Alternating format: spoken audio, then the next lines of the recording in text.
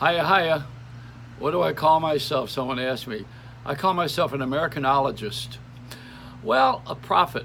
A prophet that's spelled Prophet. I should be another kind of prophet. But to be the other kind of prophet, you got to be famous and exposed to all kinds of internal and external political moves. There's politics and everything.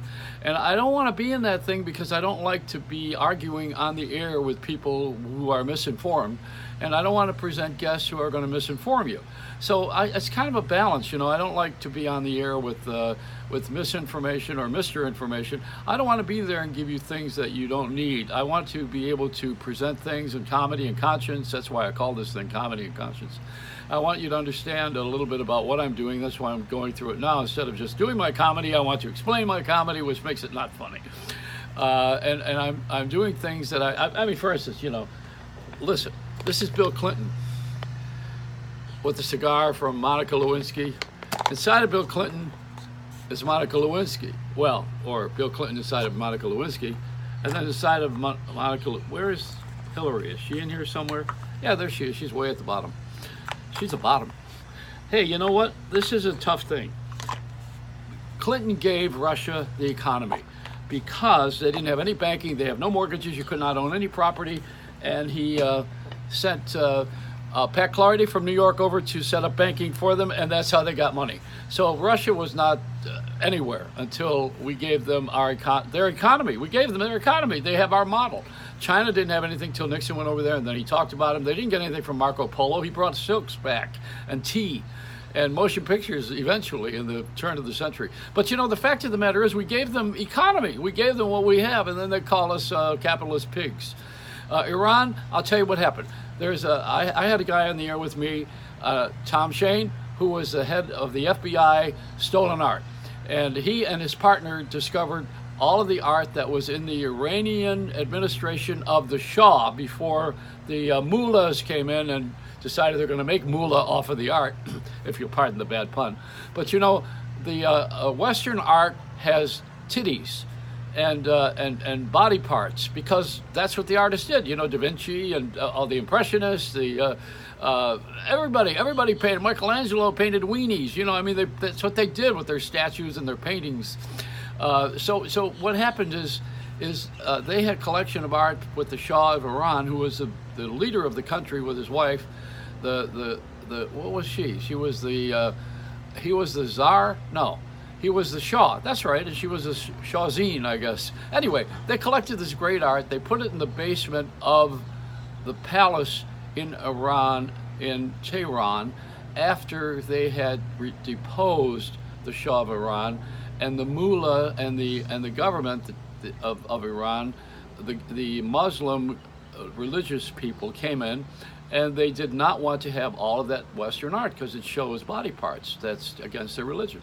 However, secretly, because they are scoundrels, here on one hand they're being righteous, on the other hand they're selling all of that art without asking, in a democratic way, their people in Iran if it was okay to sell the art and make money, which they use for their nuclear enrichment program. So, people, it's hard to get the truth. You can't get the truth from people who think that lying is okay on occasion. When you don't always tell the truth. You have to always tell the truth, or else, you're living like Walt Disney with a fantasy. And Walt Disney didn't do poorly with the truth either, The truth is that Walt Disney was a very good guy accused of being a Nazi. Henry Ford was accused of being a Nazi. Howard Hughes was accused of being a communist. Everybody's always picking on everybody. And now you got this president of the United States, they call him like Hitler, because the economy in Germany was good when he came in, although he did get rid of the, I think eventually he got rid of the who was it? The king of Austria? No, he wasn't a king. What was he? Who was running the country at the time? I don't know. That's German history. I'm going off on this. Anyway, Trump ought to really settle all of these matters by being in the car ride with Jerry Seinfeld. He's a television guy. So get in there. And the new Chief Justice ought to be Judge Judy. See, now there's the comedy. Don't laugh. I know you didn't. But we have a difference of opinion. who was the king of Austria? No, it wasn't king. What was he called? Well, Hitler was the chancellor, so it was a step below him. I got to think about this later. Boy, I get my sense of history. See, I'm losing it. I'm losing it now, right on the air. This is Howard Beale in Network, remember? I'm not going to take this anymore. And apparently you aren't either. The reason I have a limited audience is because I have limited intelligence, but also I like being under the radar, because if I got this out in public, then they'd have to influence me, and they would favor me with wealth and money, travel, cars, furs, women. Well, it doesn't sound too bad to me, but this is what happens when you're in the public eye, and you can determine the future of people's lives based on your politics. All right, so what's going to happen now? Bill Cosby, his first night in jail. That's got to be rough. I mean, come on. The guy has been a famous guy all his life, and the worst thing to happen to a sexual offender or anybody who has any disease at all, any addiction, is shame. And the shame comes from humiliation. The humiliation is putting it out in public, and having everybody know your laundry and know your stuff. And of course, when you're famous and you walk around and everybody knows what you did, like O.J. Simpson, then you really have very few friends left, and people who want your autograph while you are famous for committing a crime. There's a whole other breed. That's another crowd. So this is it. We're feeling badly sad for Bill Cosby, because he was such a great father figure and wonderful star, and really a terrific jazz fan, and he did a lot for civil rights, and he's had a wonderful personal life on the outside and on his behavior, but on the inside he was in turmoil, and this addiction, he never got to work on it.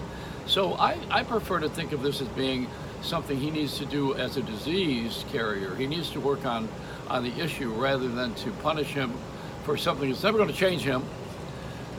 All it does is going to make him more shame-based and more violent if he gets mad at anybody. This is terrible to not work on yourself, and you can't work on yourself when the public has their eye on you. That's why in the AA meetings, for instance, that's not the automobile club, but in the AA meetings they have what they call a garage recovery, and that's where the stars go in Hollywood, and they talk about their recovery, but it doesn't work, because you don't get the chance to do the 12th step, which is to carry the message to the alcoholic or the druggie who still suffers. And the same with sexual. But the sexual thing's got another component. I mean, that's a tough one. You got to do a lot of therapy on that one. I mean, that's a real job. Anyhow, I am not a perpetrator, but I was shamefully abused as a child, and I had to do a lot of work on it. And I'm happy that I didn't act out with someone else and have to go to jail for it. What else can I tell you? That's the truth. So let a smile be on. We'll be back with this tomorrow, some more stuff, because they're starting to do the lawns out here now, and they're running those blowers, and we take better care of our lawns than we do our kids, better care of our pets than we do our children. Let a smile be your umbrella, but don't get a mouthful of rain.